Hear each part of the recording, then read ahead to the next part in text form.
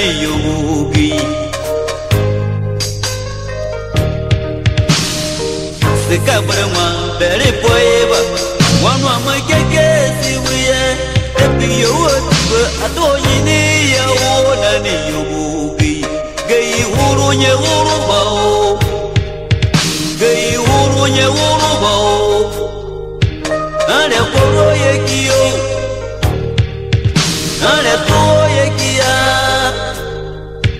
Ale tuo ye bao La koteria tuwa Ale tuo ye kia Tuo ye kiyo Nyede tuo ye kiyo Aye tizama Tegwane na koro nye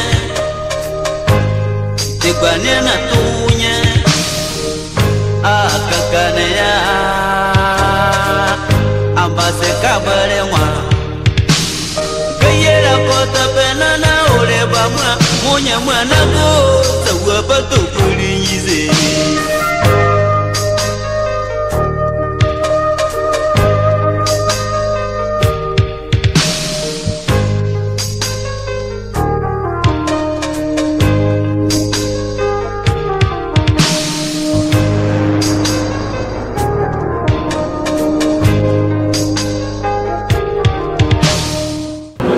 Bonjour Monsieur Louis Michel, vous étiez l'ancien président de la Commission européenne, non, l'ancien commissaire européen, voilà.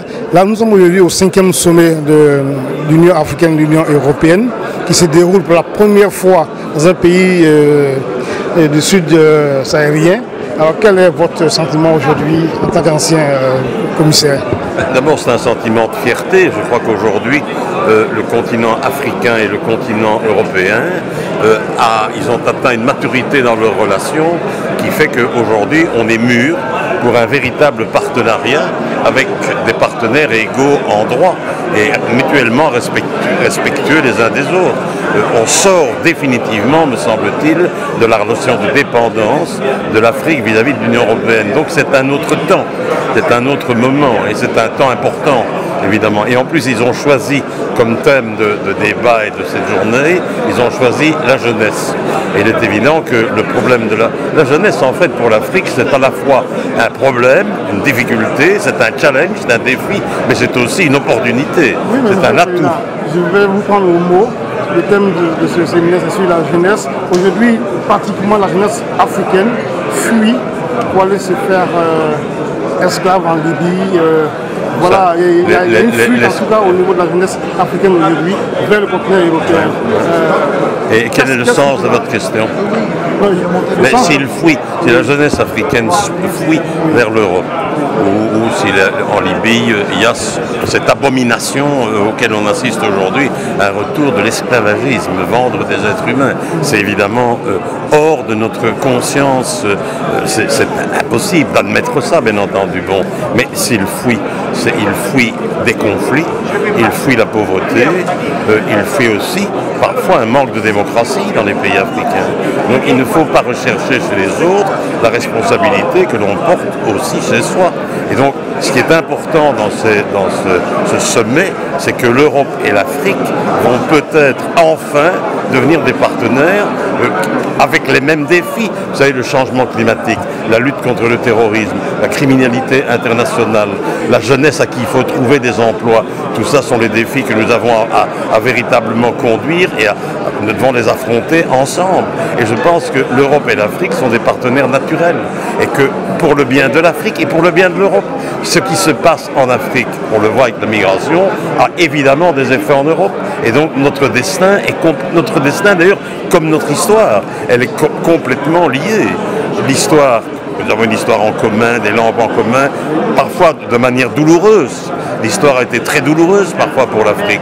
Mais aujourd'hui, on est dans un autre monde. Et aujourd'hui, les partenaires européens et africains ont une formidable opportunité de travailler ensemble pour créer de la croissance en Afrique, pour faire en sorte que l'on offre aux jeunes Africains des emplois sur place dans leur pays d'origine. Je ne sais pas quel autre orateur africain disait, je crois que c'est une jeune dame, les jeunes Africains qui viennent en Europe ne viennent pas en Europe parce qu'ils n'aiment pas leur pays. Ils viennent en Europe parce que dans leur pays, ils sont parfois dans l'insécurité, ils n'ont pas d'emploi, ils sont dans la pauvreté, ils ont des difficultés à avoir l'accès à la formation et ils viennent en Europe en espérant trouver en réalité les atouts dont ils ont besoin pour s'épanouir et pour conduire leur destin personnel.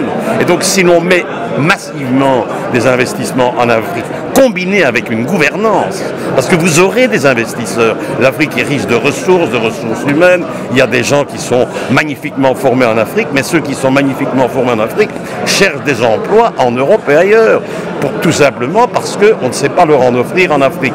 Donc si vous combinez les investissements, l'attractivité de l'Afrique et avec, bien entendu, la gouvernance, l'Afrique va décoller littéralement, pour le bien de l'Afrique, pour le bien de l'Europe et pour le bien du monde. Donc, je pense que moi je suis très heureux parce que je plaide en faveur de cette alliance depuis très longtemps. Mais il faut aussi que tout soit là. Il faut évidemment que les Européens abandonnent ces vieux réflexes parfois de paternalisme un peu idiot et qui est totalement hors du temps, mais il faut aussi que les élites africaines se rendent compte que le meilleur adjuvant, le meilleur paramètre du développement, c'est quand même d'abord la gouvernance. Vous allez avoir un afflux d'investisseurs si on garantit un tant soit peu la sécurité juridique de leurs investissements. Et la sécurité juridique de leurs investissements, ce sont des pays démocratiques, ce sont des pays transparents, ce sont des pays, en fait, où il y a des lois, où les fonctions régaliennes, la justice, l'administration, l'école, la santé, la culture même, sont des paramètres du développement qui sont pris en compte. On ne parle jamais de la culture. La culture africaine est même aujourd'hui victime d'un pillage. Si vous prenez par exemple tout le secteur de la couture, de la haute couture, la créativité africaine en cette matière, dans le stylisme par exemple, est absolument extraordinaire. Et même dans ce domaine-là, ils se font piller. Ils se font piller parce que ce serait plus difficile à piller s'il y avait des États organisés. Alors ça commence, il y en a qui sont organisés, il y en a qui ont une vision, qui ont un projet, ça commence petit à petit, mais il faut maintenant que ça se généralise. Alors, au niveau des accords... Je dois y aller, moi, parce que rapidement, au niveau des accords de Cotonou, est-ce que les accords de Cotonou seront revisés ici lors de ce sommet? Mais non, c'est pas ici que ça se passe. Moi, j'ai été chargé par le commissaire Mimicha, le commissaire au développement, et par la Commission européenne avec Pascal Lamy. Nous avons été chargés de préparer les négociations, c'est-à-dire d'aller sonder le cœur et les esprits et l'intelligence de tous les chefs d'État africains. On a fait ce travail, j'ai remis un rapport. Donc on va revoir, je trouve que le président Macron a fort bien anticipé, en tout cas, sans le savoir, sur ce que nous avons constaté. Je pense qu'il y a un problème de cadre nouveau. Je pense qu'on va devoir débattre d'un autre cadre. Je pense qu'on a un problème de métaux aussi, je pense. Il a parlé, c'est vrai, et ça c'est de notre côté, il a parlé par exemple des longueurs extrêmement importantes qu'il faut entre le moment où on décide d'intervenir et au moment où l'argent arrive dans les pays. On doit parler aussi, par exemple, de la place de ce que l'on appelle l'aide budgétaire, c'est-à-dire donner de l'argent aux États pour qu'ils puissent mettre en œuvre les grandes fonctions régaliennes. L'impartialité de l'État, l'impartialité de l'administration, l'accès à la culture, l'accès à l'enseignement, l'accès à la santé de manière impartiale. Tout ça, il reste encore... Il y a parce qu'il ne faut pas non plus être pessimiste, il y a beaucoup de progrès qui ont été réalisés en Afrique, il reste encore du chemin à parcourir, mais on peut le faire plus facilement si on le fait ensemble, Européens et Africains. Et hier, M. Tajani a proposé un plan Marshall pour l'Afrique. Moi, je suis très demandeur de ça parce qu'il y a longtemps que je proposais cette idée. Et ça représenterait évidemment un formidable soutien à l'emploi des jeunes en Afrique. Mais pour faire un plan Marshall, il faut qu'on ait un répondant en termes de gouvernance, évidemment. Parce qu'on ne peut pas mobiliser des donateurs s'ils ne sont pas certains que l'argent qu'on va affecté à ce plan, que ce soit bien utilisé.